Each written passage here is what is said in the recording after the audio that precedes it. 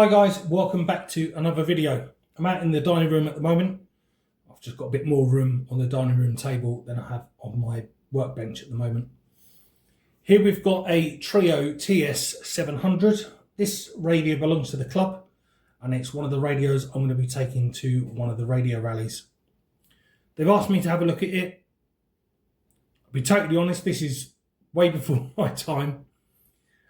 This radio was manufactured in 1974 and I've had a few older radios in the past, but probably not dating back as far as this. So this is quite new to me.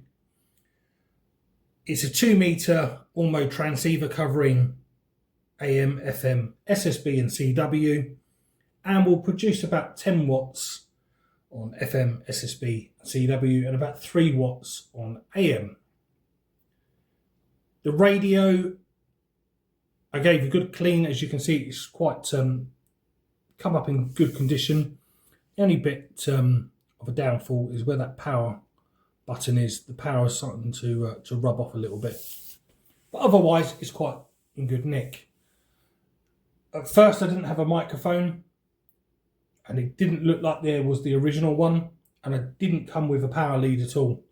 So I had to have a look online and I was able to find that this particular radio, from what I believe, has got a built-in power supply, AC supply, and it's also got a section of which you can run it on DC.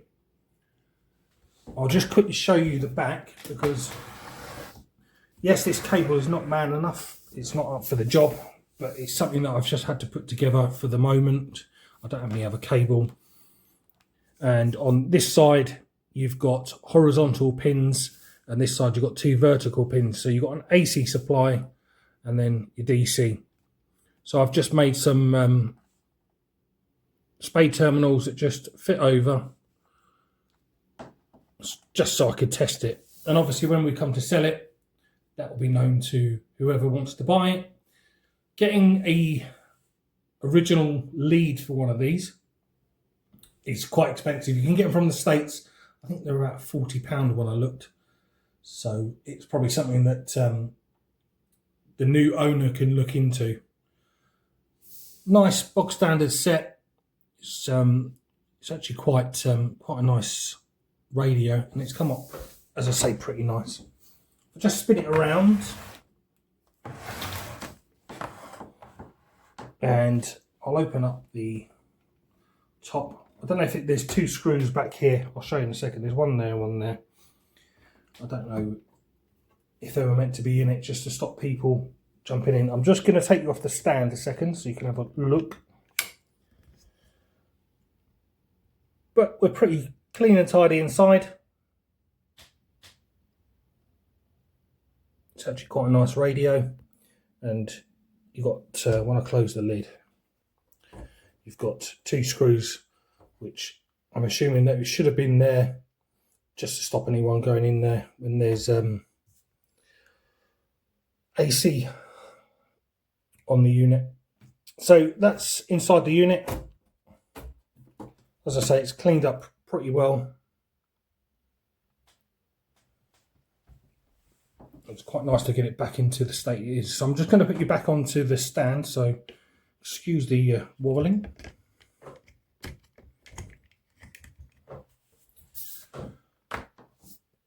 Going back to the microphone, I was able to find in a box of bits this Technofix, and it's got these markers on it, K and a H, and then we have a look at the label, and it said it was for a Kenwood, and I've tried it and it works, so that's good.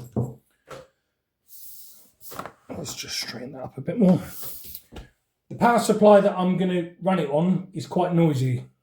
It's got a fan on it. It's always on, this fan, so excuse the noise. But it's not the radio making that whining sound, it's the power supply. So if I switch the radio on, all the lights work, which is good. The volume as well. So it's quite a nice set. What I'm going to do first of all, I'm just going to plug in this power meter with a dummy load at the back of it.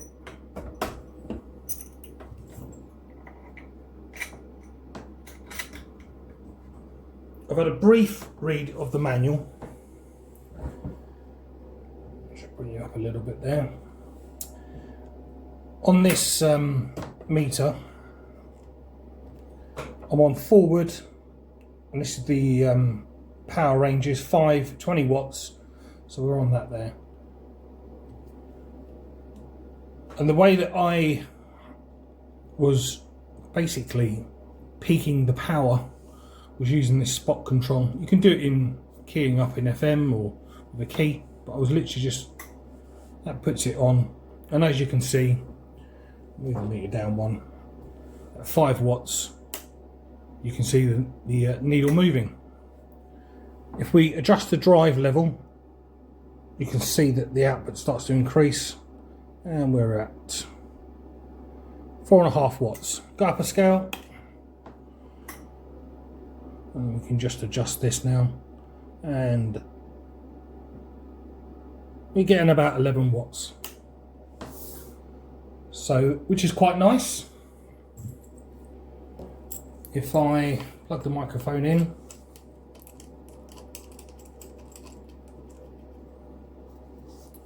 so we've got CW, FM, upper sideband, lower sideband, and AM. So we're in FM at the moment. Just key up with the microphone, and we can just give it a slight tweak. But I think we're there, 10 watts. I can go to sideband or upper sideband. We're on SSB 1 2 1 2. If I give it a whistle, there you go. So that seems to be okay. I haven't tried it in AM, but if I go down the scale just in case, 1 1. A bit more than that, so probably seeing about 8 watts on AM. So that's the transmit side, all working, no problems. I'm just going to unplug this, and we'll take the tiny SA. I've already got it pre-done. I've got the attenuator in as well.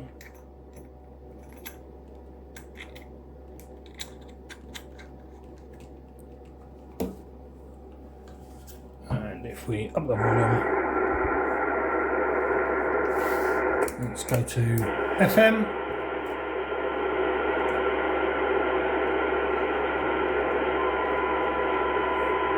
You can just start to hear the level, and I'm going to start bringing it up a bit.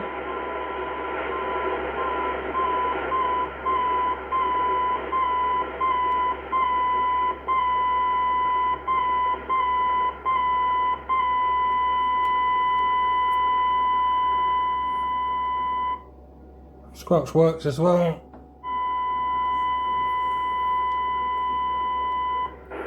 I'll turn that off now. So quick look over the radio. It's got some, you've got noise blanker, you've got a cowl, I think that's for CW, you've got RAT, the spot that we used, and it's just getting used to the controls down here. You've got the band where it says 144 at the moment. I can move it there to 145, and then repeater. No other modes on that. And then it says fixed channel. I've got it on VFO. You've got 145. What else have we got? There were some others, I think. 0.175. I think that was it. Oh, 0.50. But I've just been using it on VFO. Quite a nice set. I have used it on air. I will show a little video at the end of this main video, just a little snippet of someone I was in QSO with. Did take a bit of getting used to actually spotting onto him using the old analog dial, but once you've sort of got your head around it, it was not too bad. It's a really nice set, and I think someone who likes the older equipment will actually appreciate this. Be nice to get the original microphone, get the original power lead. I don't think it probably needs any work as it is, and it'd be nice for someone just to get on and use it on the radio, and I think someone will be quite pleased with it.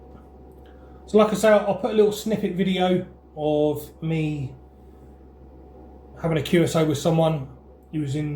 Someone else called in and he was just working them, so you can hear the receiver on it. Probably could have needed a slight adjustment on the receive side from me just tuning him in just a little bit better, but it was literally a quick power on and I'm just doing a test on it.